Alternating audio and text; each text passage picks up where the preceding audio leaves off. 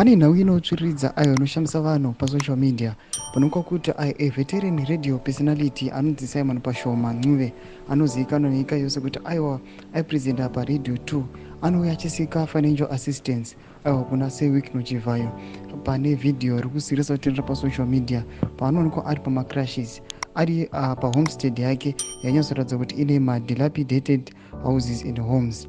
Area yacho yakanga ine mhepo ichanyatsoratidza kuti aiwa munzvimbo maari kugara akatofaila to deliver his speech and his appeal kuna week nochivhayo nekuda kwemacircumstances angari panzvimbo pamusana pena masvika mudatokwa panapa gift ostalosiziva unobva usubscribe like turn the bell kuti mina paende pake ostalosiziva anoposta pashoma panapa uyo anyora achiti a nation's gratitude lost in poverty's shadows. This is how Zanu PF has stripped our people of their dignity. Having saved your country as a patriot, all that waits afterwards is condemnation to poverty.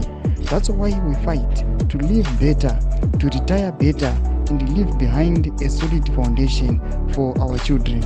Tomachukanato pana ostalosiziva ari kuya achireplya pane this post yevhidhiyo rotenda pasocial media pashoma panapa achiti aiwa panapa zvinonyatsokusiririsa aiwa muchiona mukomana uyo akarwira nyika yezimbabwe and akapresenta aiwa as a radio presenter munyika yezimbabwe but the end result after aretire upenyu hwake hunosiririsa. Mashoko yatokwa panapa ostalosiziva nemukomana anozivikanwa nenyika yose vanhu vaishaya kuti ari kupi but pazongobuda this heartbreaking video vanhu vanyatsosiririswa nazvo. Tidze mafundo enyu mutikudipa pamusoro pechiitiko ichi bvina comment section medu musaona kusubscribe or like pochita on the bell icon.